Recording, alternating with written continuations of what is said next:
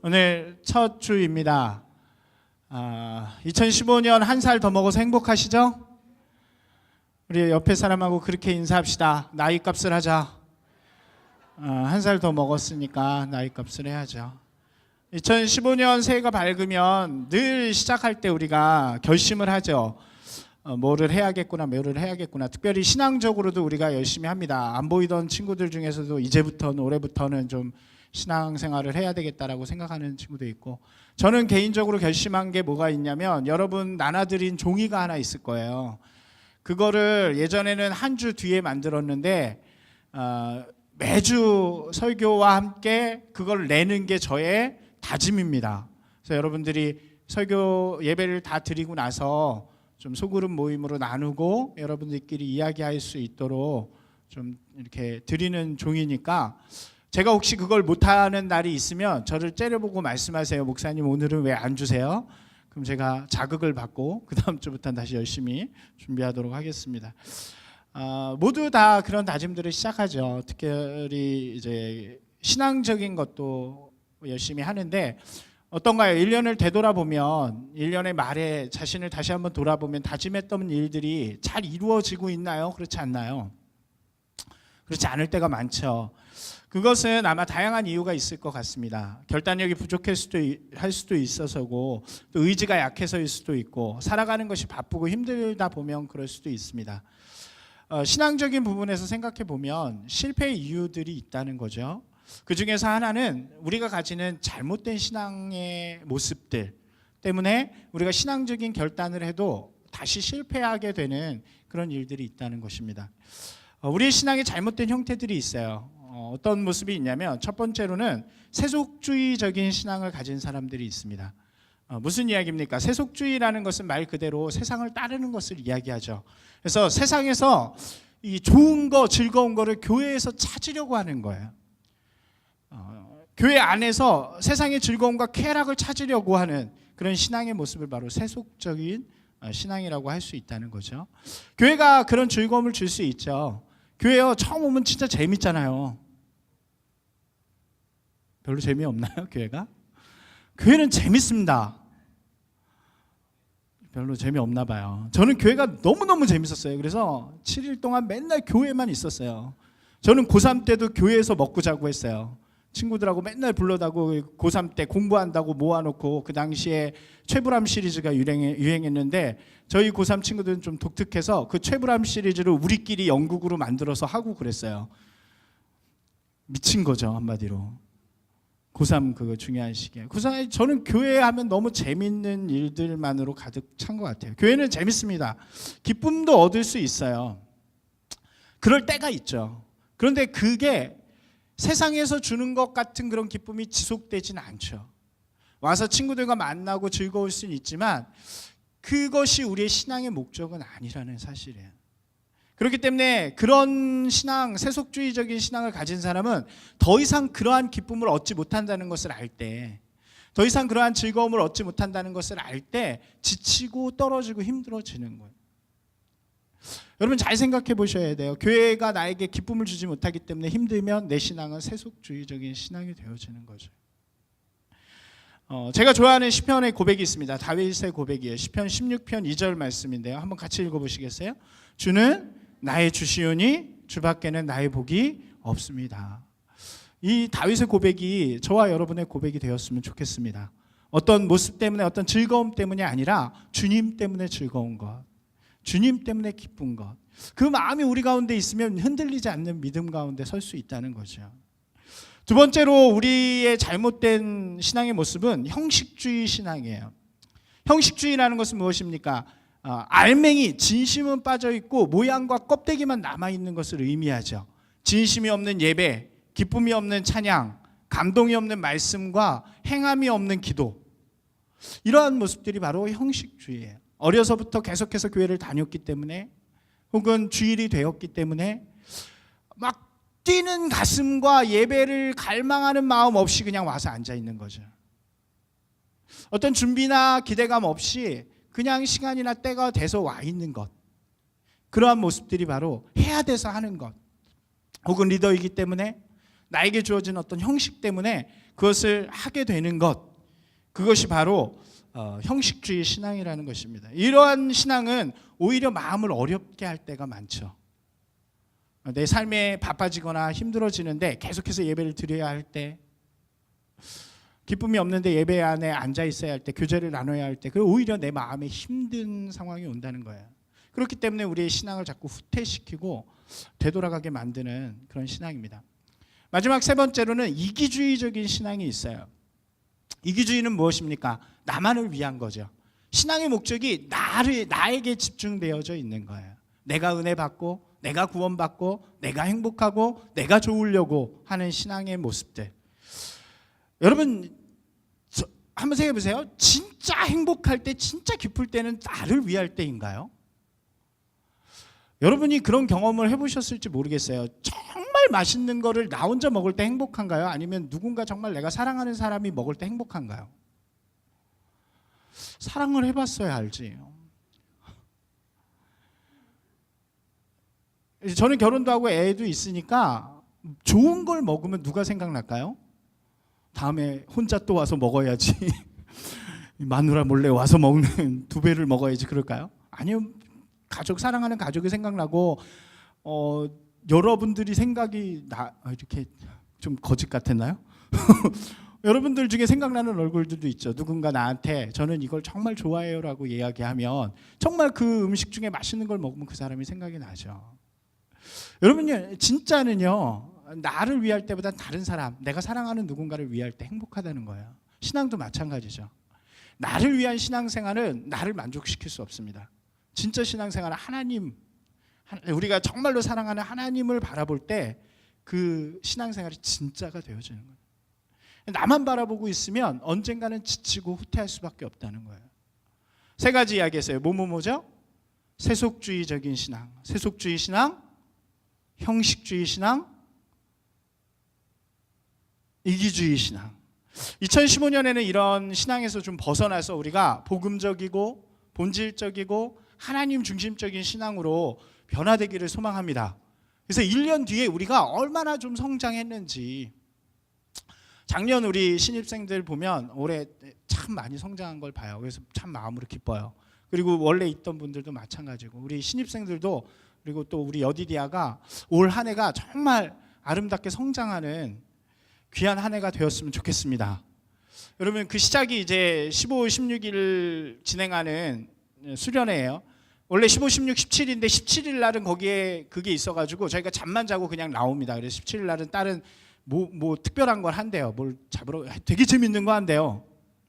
그래서 실제로 우리가 수련회에 집중할 수 있는 시간은, 가서 이번에 이야기 들었죠? 스틱 투 더 바이브. 그 스틱은 뭐예요? 스티키. 이렇게 느끼하게 치근덕대는 사람은 스티키해 이러잖아요. 뭐 들어보셨나요? 그 끈적끈적하게 딱 붙는 걸 이야기해요. 스틱 투 더 바이블이면 우리가 말씀에 붙들리는 것, 말씀을 붙잡는 것을 이야기해요. 그래서 이번 수련회는 1박 2일 동안 15일, 16일은 재미가 하나도 없습니다. 죄송합니다. 이렇게 얘기하면 안 되지. 우리가 기대하는 교제 뭐 이런 건 별로 없어요. 뭐만 있냐면 말씀만 있습니다. 찬양하고 말씀하고 소그룹으로 말씀 보고 특강 듣고, 이게 1박 2일 동안 계속 진행이 될 거예요. 그다음 교제는 17일 날 진행이 됩니다. 여러분, 놀라운 사실을 말씀드릴게요. 여름에 캠프가 없습니다. 그럼 1년에 수련회는 언제 한 번 있는 거예요? 15, 16일 날 딱 한 번 있는 거예요. 여러분이 이번 기회를 놓치면 1년을 후회할지도 몰라요. 여러분들이 이번에 좀 참여했으면 좋겠어요. 제가 이렇게 썼어요. 수련회가 재미가 없어서 안 가는 사람들은 세속적인 관점에서 보는 거죠. 재미를 위해서 가는 거예요. 별로 가고 싶은 생각이 없는 사람이 있어요. 주일날 예배나 참석하면 됐지 내가 거기까지 뭐하러 가냐, 이런 사람은 형식적인 신앙의 모습이죠. 그리고 자신에게 더 중요한 수련회 일이 있어서 수련회 정도는 패스하는 사람들이 있어요. 이런 사람들은 이기주의적인 사람들이죠. 여러분 잘 들으세요. 제가 좀 심한 말 합니다. 못 갈 수 있어요. 그죠? 맞아요? 못 갈 수 있습니다. 못 가는 게 죄책감이 돼서는 안 돼요. 그런데 중요한 것은 못 가는 것이 매우 슬프고 안타까워야 돼요. 가슴이 아파야 돼요.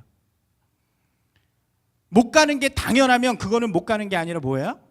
안 가는 거죠. 연말에 누가 좋은 콘서트, 요즘 누굴 줘요? 성시경. 오! 티켓을 주면 줬는데 시간이 안 맞아요. 야호! 이래요? 안 하죠? 너무 안타깝죠. 여러분 마음 가운데 신앙에 대한 그런 마음이 있길 소망합니다. 전 진짜 웃기는 게 있어요. 저는 아마 벌써 한 10년 이상 그게 웃겼던 것 같아요. 뭐냐면 전사님들이 청년들한테 수련회 가자고 부탁하는 거예요. 더 넓게 이야기하면 교회 오라고 사정하는 거예요. 이게 웃기는 거죠. 교회는 수련회를 안 가는 것이 이상한 곳이 되어야 됩니다. 맞나요? 교회는 예배를 정성으로 안 드리는 사람을 되게 이상하게 보는 곳이 돼야 돼요. 정말 열정으로 찬양하고 주님 앞에 기도하는 사람이 이상해지면 안 되는 것입니다. 수련회를 기쁨으로 준비하는 사람들이 뭐 저딴 게 있어라는 시선이 보여지면 안 돼요. 안 가겠다는 사람이 그렇게 보여져야 돼요. 같이 있는데요, 수련회를 안 간대요. 쳐다보세요. 진짜 이상한 애네. 수련회를 안 간대. 못 간대요. 그럼 뭐라 그래야 될까요? 너 진짜 불쌍하다. 여러분 진짜가 되길 소망합니다. 전사님들도 이제 수련회 가자고 부탁하지 마세요. 그냥 이렇게 얘기하세요. 제가 쓰는 대로 얘기할게요. 수련회 안 가면, 그리고 그게 당연하다고 이야기하는 사람한테 너 그럼 지옥 간다고 얘기해 주세요. 제가 올해 지옥 설교를 많이 하기로 했어요. 여러분 지옥 안 간대요. 수련회 안 간다고 지옥 안 가요. 수련회 안 가도 지옥 안 갑니다. 그런데 그 마음에 예수님을 향한 진심이 없으면 그 사람은 지옥 가는 사람이에요. 그게 바로 형식주의죠. 여기 앉아 있어도 내가 하나님의 은혜를 사모하지는 마음이 없으면 그게 바로 믿음이 없음이에요. 수련회 못 가는 사람들은 어떻게 해야 돼요? 그만큼 열심히 기도하고 성경 봐야죠. 못 가는 게 안타까우니까요. 거기에 받을 은혜가 안타까우니까요. 진짜 그리스도인이면 그래야죠. 여러분 직장인들 있습니다. 직장 때문에 가기 어렵죠. 주변에 직장인이 있으면 얘기해 주세요. 너 참 불쌍하구나. 얘기해 주세요. 뭐 불쌍한 사람들 많잖아요. 여러분 그래도 노력해야죠. 할 수 있으면 하루라도 연차나 뭐 이런 걸 내보세요. 신입이라 어려우면 저녁이라도 와서 기도하세요. 그것도 어려우면 혼자 진짜 수련을 위해 기도하는 사람이 돼야 돼요. 알바가 있어서 못 가는 사람들은 다 저한테 오세요. 머리털을 다 이렇게. 이런 얘기는 하지도 마세요. 친구랑 놀러 가기로 했어요. 제가 분노할지도 모릅니다. 지금은 무너진 교육관에 이런 말이 쓰여 있었어요. 시작하기도 전에 할 수 없다고 말하는 것은 하기 싫다고 말하는 것과 같다. 여러분 사모하기도 전에 내가 못한다고 핑계를 대는 건 내가 하나님을 사랑하지 않는다고 말하는 것과 같아요. 오늘 여러분 좀 다짐하시면서 하나님의 은혜를 사모하고 수련을 위해 기도하시는 분들이 되십시오. 알바 빼기 위해 노력하세요. 노력도 안 해보고 그러지 마세요. 뭐든지 노력하세요. 노력해도 안 되면 그때 와서 제가 정말 가고 싶은데 저녁이라도 참여할 수 있는 방법이 없냐고 물어보세요. 도와달라고 이야기하세요. 그게 옳은 거죠. 심한 말은 여기까지만 하고 넘어가겠습니다. 2015년이 새롭게 시작이 되었어요. 올해 우리에게 새로운 시대를 준비하고 맞이하는 해가 됩니다. 올해 안에 뉴스페이스 사역이 마무리가 됩니다. 끝나고 저기 가서 다 보세요. 땅이 다 파였어요. 이제 보신 분 관심을 가지셔야 돼요. 저기 열고 들어갈 수 있어요. 그리고 내려도 갈 수 있어요. 여러분 기도하셔야 돼요. 새로운 장소에서 새로운 시대를 맞이하게 될 거예요. 여러분 우리의 예배실이 어떻게 됐는지 궁금하지 않으세요? 사부 예배 어디서 드리는지? 사부 예배는 4층에서 드려요. 4층인데 진짜 좋은 데서 드려요. 제가 추진하고 있는 것 중에 하나는 제 키보다 좀 더 큰 LED가 8m짜리로 이렇게 뒤에 있는 거예요. 될지는 몰라요. 제 소망이에요. 그래서 막 거기에서 자막도 나오고 막 뒤에서 막 찬양하는데 막 별게 다 나오고 주여 주십시오. 좌석이 240석짜리 좌석이에요. 여러분들이 150석은 채워야죠. 올해 150석을 넘기세요. 아멘 하는 사람들끼리 5명씩 전도하세요. 안 한 사람들은 희망이 없어 별로. 오늘 마태복음 9장 17절에 분명히 이야기합니다. 새 포도주를 한번 같이 다시 한번 읽을까요? 새 포도주를 낡은 가죽 부대에 넣지 아니하나니 그렇게 하면 부대가 터져 포도주도 쏟아지고 부대도 버리게 됨이라. 새 포도주는 새 부대에 넣어야 둘이 다 보존되느니라. 아멘. 예수님 당시의 사람들에게도 동일한 신앙의 문제들이 있었어요. 세속적이고 형식적인 신앙의 문제들이 있었습니다. 예수님께서요, 하루는 세리, 그 당시에 세리를 볼 때 죄인의 눈길로 봤잖아요. 세리의 집에 가서 음식을 먹기로 합니다. 그 사람이 바로 마태예요. 그때 많은 세리들과 죄인들이 예수님이라는 분이 그 집에서 밥을 먹는 걸 보고 감격을 해서 같이 가서 밥을 먹습니다. 그때 그 모습을 보고 바리새인들이 이렇게 얘기하는 거예요. 어찌 죄인들과 함께 밥을 먹느냐? 이렇게 따집니다. 그때 예수님께서 그들의 마음의 완악함을 보시고 그들에게 말씀하시는 거예요. 이제 새로운 시대, 예수님의 시대에는 더 이상 형식적인 율법이 아니라 잘못된 모습으로서의 신앙이 아니라 하나님의 사랑의 법으로 진짜 신앙으로 살아가는 사람이 되어야 한다라고 하시면서 말씀하시는 거예요. 우리에게도 동일하죠. 새로운 시대가 기다리고 있습니다. 올해가 새롭고요. 내년은 더 새로워질 거예요. 헌 건물을 부수고 새로운 건물을 지었습니다. 뉴스페이스, 새로운 공간이 세워져요. 새로운 교회가 세워집니다. 새로운 시대는 그저 눈에 보이는 건물만을 이야기하는 게 아니죠. 새로운 교회가 세워지는 것은 건물만을 세운다는 의미가 아니에요. 새로운 건물이 세워진다는 것은 우리 안에 있는 영적인 교회가 세워지는 것을 의미합니다. 올해가 여러분 안에 진짜 영적인 교회가 새로워지는 그런 시간이 함께 이루어져야 한다는 거예요. 저희가 재작년이죠. 공모를 해서 이 교회 디자인을 받았잖아요. 그때 담임 목사님이 이 공모를 하시면서 이 팀에게 주신 우리 교회의 특징이 있습니다. 제가 한번 말씀드렸어요. 3S로. 기억나시나요? 혹시 기억하십니까? 무슨 S죠?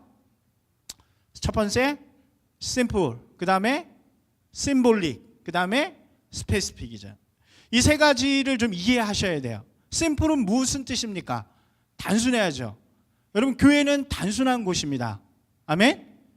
어디가 복잡할까요? 건물을 얘기하는 거예요. 건물 중에 제일 복잡한 건물이 뭡니까? 백화점이죠, 백화점. 백화점은 복잡해요. 제가 서울에 어느 백화점 결혼식 갔다가 들어는 갔는데 나오질 못할 뻔했어요. 차를 못 찾아. 여러분, 백화점은 왜 복잡하죠? 백화점은요, 다양한 욕구, 다양한 사람들이 이익을 위해서 찾는 곳이에요. 그리고 그거를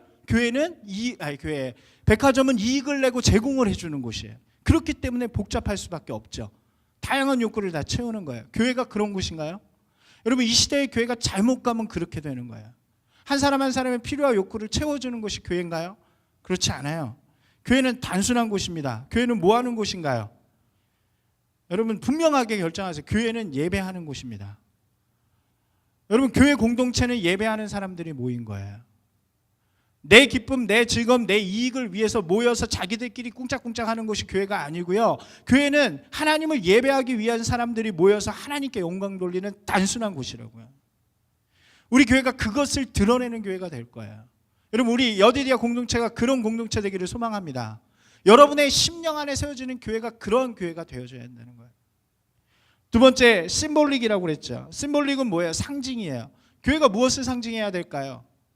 하나님의 나라, 하나님을 보여주는 곳이 되어야죠. 이 땅에 하나님이 살아계신 것을 보여주는 것이 바로 교회가 돼야 되죠. 그 통로가 뭔가요? 하나님의 사랑, 하나님의 은혜, 하나님의 용서, 평화를 이 땅 가운데 나타내는 곳이 되어야 됩니다. 교회는 교회의 이익만을 추구하는 곳이 되어서는 안 됩니다. 교회가 커지면 안 돼요. 누리기 위한 공동체가 아니에요. 교회는 어떤 곳입니까? 나누고 섬기고 낮아지는 공동체죠. 여러분, 여디디아가 그런 곳이 되기를 바랍니다. 선배라고 후배가 왔는데 막 이렇게 하지 마세요. 이렇게 하세요. 더 숙여서 인사하라고요. 어제 제가 이렇게 준비하다가 그 김정훈 교수 혹시 아세요? 김정훈 교수님이 누구냐면 광림교회라고 우리 감리교 중에 제일 큰 교회가 있어요. 거기 목사님 둘째 아들이에요. 첫째 아들도 목사님이고 잘 모르는 얘기 미안합니다. 근데 그분 되게 유명한 분이에요. 누구냐면 교수인데 키 작고 머리 뽀글뽀글해가지고 재밌는 얘기 잘하시는 분. 죄송합니다. 그분이 재밌는 얘기를 하더라고요. 우리나라는 멀리서 명함을 딱 끝내는 순간 서열 정리가 끝난대요. 멀리서 보면 두 사람이 만나서 빳빳하게 인사를 하다가 서로 명함을 딱 꺼내는 순간 갑자기 한 사람이 고개를 푹 숙인대요. 무슨 얘기인지 이해가 돼요? 여러분 대학생들이라 잘 모를 수 있어요. 그만큼 명함에 이미 직함이 나와 있다는 거예요. 딱 줬는데 이 사람은 사장이고 저 사람은 평사원이면 평사원이 고개를 더 숙이는 거죠. 이게 세상이에요. 여러분 교회도 그런 곳입니까? 교회는 그렇지 않은 곳이죠. 여러분 선배가 후배를 더 사랑하시고 섬기십시오. 선배들 아무도 아멘을 안 해. 리더가 더 섬기는 곳이에요. 후배는 고개를 빳빳이 들고 다니십시오. 후배도 더 섬기고 사랑하는 공동체가 되어야 되죠. 그것을 통해서 이 땅 가운데 하나님이 살아계신 것, 그 사람을 보면 하나님이 보여야 돼요.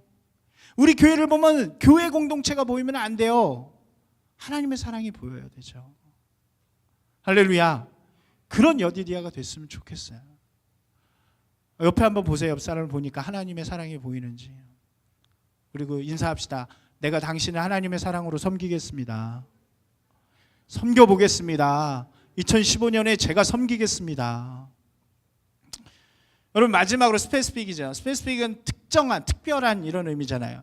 특징 있는 사역을 감당하는 교회라는 거예요. 교회는 사명을 감당하는 곳이어야죠. 교회에 주신 하나님의 사명은 무엇입니까? 이 땅에 복음을 전하고 하나님의 나라를 이루어가는 거예요. 그것이 바로 우리 교회의 사명 선언문입니다. 복음이 없는 자에게 복음을, 이 땅 가운데 하나님의 나라를 이루어가는 것. 그것은 우리 여디디아 공동체도 마찬가지고요. 우리 개인에게도 마찬가지예요. 여러분에게 주신 사명이 있다고요. 뭐 하시라는 거예요? 이 땅 가운데 여러분의 친구들, 가족에게 복음을 전하십시오. 아멘. 네. 그것뿐만 아니라 여러분이 살아가는 곳에서 하나님의 나라를 이루어가는 사람이 되어야 돼요. 누구 하나도 빠짐없이 그렇게 했으면 좋겠어요. 여디디아부터 좀 시작하세요. 사명은 여러 가지가 있잖아요. 좀 예배를 살리는 사명부터 시작하십시오. 찬양단 더 모집합니다.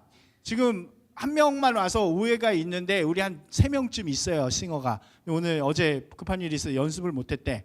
근데 저는 욕심이 있어요. 한 10명이 섰으면 좋겠어. 그래야 찬양이 막 풍성하지. 안내도 그렇고 할 거 많아요. 뒤에도 방송실, 저기 손 들잖아. 방송실도 뽑아달라고. 방송실도 있고. 여러분 더 중요한 게 12시 반에 다 나오세요. 다. 의자 나누고 함께 기도하고 함께 찬양하면 예배가 달라진다니. 헌신하면 예배가 달라지는 거예요. 아멘 하세요. 아멘. 아멘을 더 크게 해야지. 여러분 여러분의 삶을 내어놓으면 하나님의 임재가 달라지는 거예요.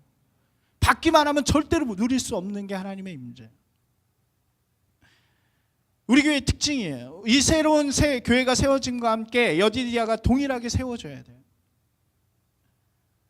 단순하게 예배하는 삶, 하나님 앞에 단순한 삶으로, 하나님의 임재가 나타내는 삶으로, 하나님의 사명을 감당하는 삶으로 2015년이 아름답게 세워지시기를 주님의 이름으로 정말로 부탁드립니다. 그렇게 서로 기도하세요. 이 옆 사람들한테 지금 한 번 더 얘기해서 내가 널 위해서 기도할게. 넌 날 위해서 기도해라. 누군가 하나는 날 위해 기도해야 될 거 아니에요. 그치? 목사님이 아무리 기도해도 여러분들 다 생각하면서 기도 못해요. 솔직해요. 솔직하게 얘기할게요. 이제 나이가 목사님도 이제 43이에요. 얼굴은 그렇게 안 보이지만 이제 조금씩 보이기 시작했어요. 이름이 생각이 안 날 때가 있어요. 기도할 때도 빼먹고 하는 건 많단 말이에요. 내가 빼먹으면 주목받지 못하는 사람일 가능성이 있잖아. 그럼 내가 빼먹으니까 홍 전사님도 빼먹을 가능성이 있는 거야. 복 전사님도 빼먹을 가능성이 있는 거야. 그럼 누가 널 위해 기도하냐고요. 무슨 얘기인지 알겠어요? 누군가 날 위해 기도하지 않으면 심각해지는 거예요. 여러분 신앙에 병이 들면 누군가 여러분을 위해 기도하지 않는 거예요. 그럼 부탁하세요. 목사님한테 찾아와서 목사님 저를 위해 기도해 주세요. 그럼 제가 그때부터 생각나는 대로 기도하죠. 친구한테 얘기하세요. 다시 한번 날 위해 좀 기도해 달라고. 그런 삶이 되어지기를 소망합니다. 뒤에 좀 짧게 마무리할게요. 느헤미야 배경이에요. 이러한 삶이 되기 위해서 그럼 우리가 2015년에 무엇을 해야 되는가? 여러분들이 이 말씀을 통해서 여러분의 삶을 좀 결단했으면 좋겠어요. 이때가 언제냐면 이스라엘 백성이 완전히 멸망하고 포로로 잡혀갔다가 고레스 칙령에 의해서 포로들이 다 돌아오는 거예요. 예루살렘으로. 예루살렘에 돌아와서 잃어버린 하나님의 나라를 이들이 회개하면서 어떻게 하면 하나님의 나라를 다시 세워갈까 하면서 이들이 작업을 시작해요. 그 배경 때요. 그때 처음에 한 게 뭐냐면 성전을 건축합니다.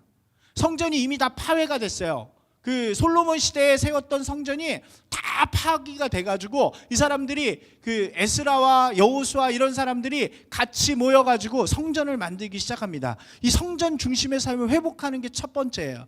여러분 2015년에 우리가 해야 할 것은 바로 이 성전 중심, 다르게 이야기하면 하나님 중심의 삶을 회복하는 것입니다. 하나님 임재 중심의 삶을 회복해야 우리의 정체성이 분명하게 세워지기 때문에 그래요. 이스라엘인에게 제일 중요한 건 이 성전이었어요. 왜요? 거기에 하나님이 임하시기 때문에. 여러분 안에요, 하나님의 전을 회복하십시오. 하나님 어디에 계세요? 이 구약에는 성전에 계셨어요. 그러나 신약에 예수 그리스도로 말미암아 이제 성령님이 우리 가운데 계시는 거예요. 어디 계세요? 우리 안에 계시는 거예요. 그것을 회복해야 된다고요. 하나님 어디 계세요? 내 안에 계세요. 내 안에. 여러분 안에 있는 하나님을 찾으십시오. 그 하나님이 여러분의 삶의 가장 중요한 자리에 있으셔야 돼요. 그 작업을 뭐라 그래요? 예배라고 부르요. 예배라고. 예배를 통해서 하나님께 영광 돌리는 삶을 통해서 우리 안에 하나님이 임재하시는 거예요. 여러분 예배를 사모하십시다. 아멘. 예배를 좀 간절하게 구하십시다. 아멘. 아멘. 저는요 우리 예배가 정말로 살아났으면 좋겠어요. 제가 가는 곳마다 이것을 외쳐요. 오늘 중등부에서 예배드리고 왔는데 이제 세개할 일이 없어졌어요. 제가 3개 하면은 이 시간이 너무 힘들었거든요. 근데 중등부가 9시로 다시 가서 이제 3개 할 일이 없고 많이 해도 2개니까 이제 힘차게 할 수 있어요. 중등부 예배실 한 번씩 가보세요.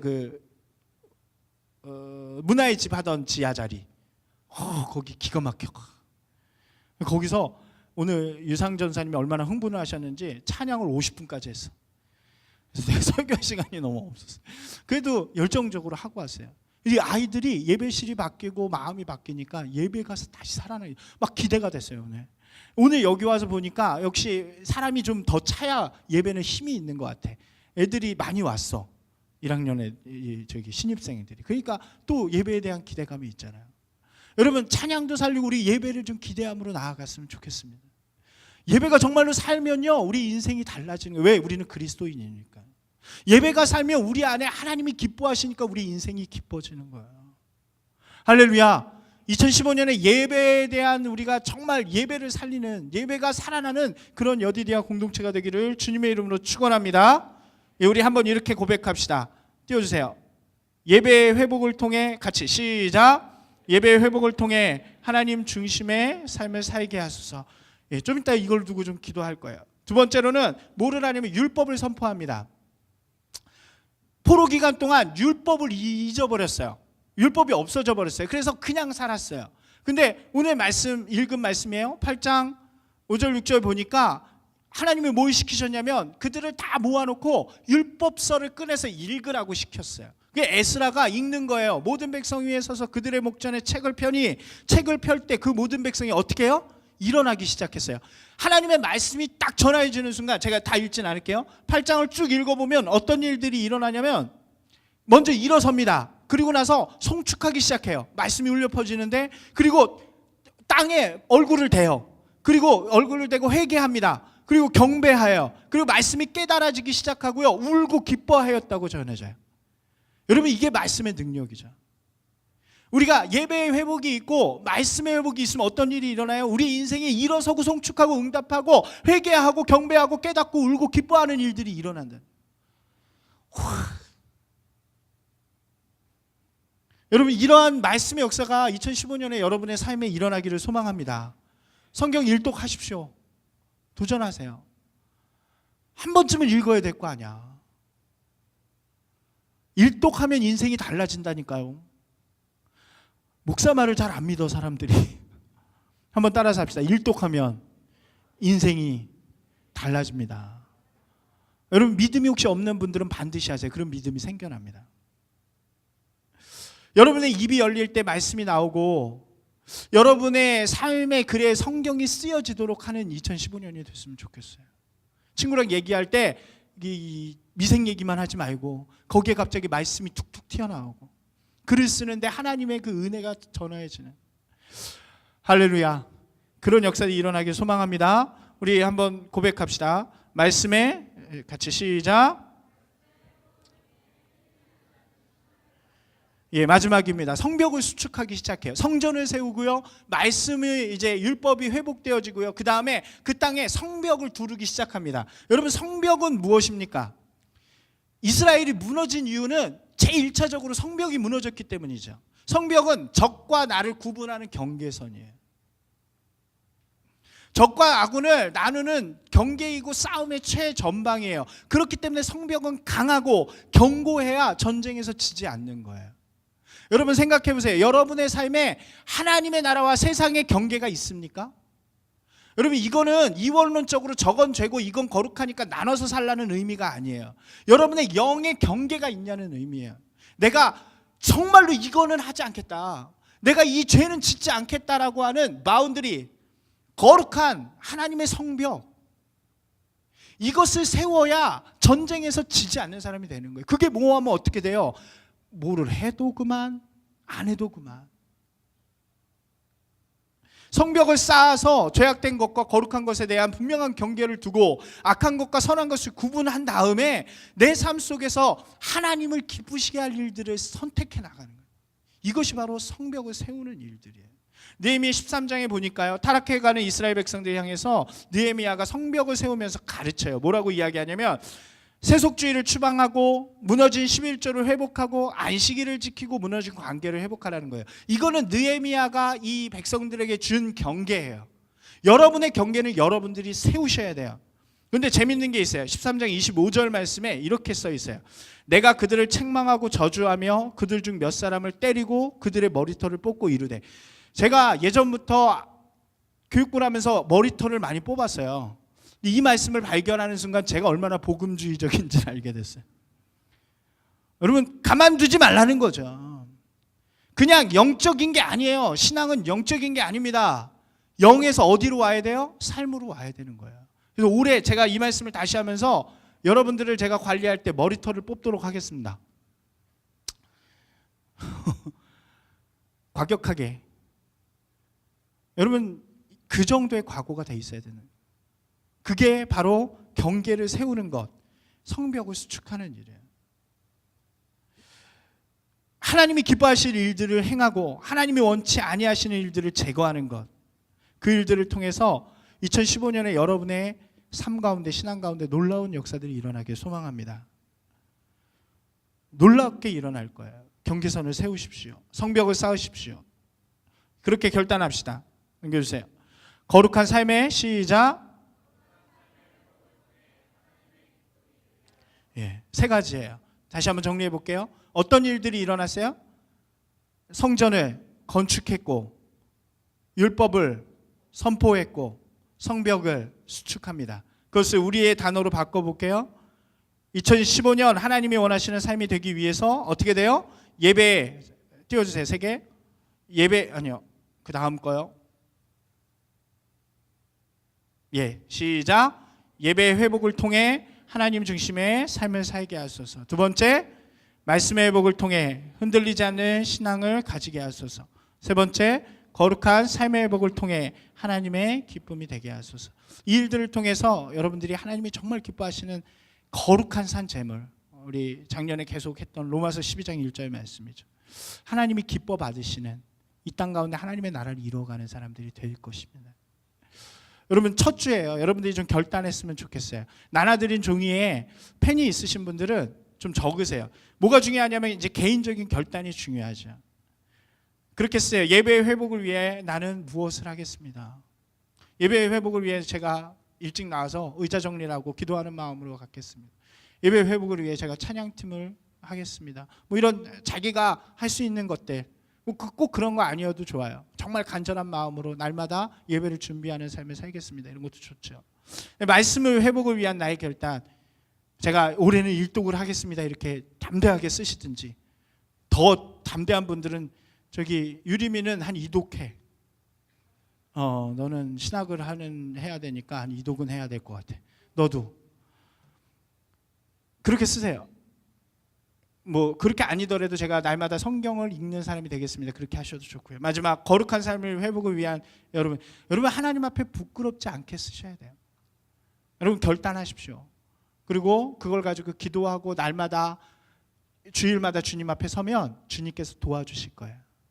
여러분을 통해 이 땅 가운데 빛과 같이, 할렐루야, 그런 놀라운 역사가 일어날 줄로 믿습니다. 우리 잠깐 음악 주시면 좀 쓰는 시간, 결단하는 시간을 갖도록 하겠습니다.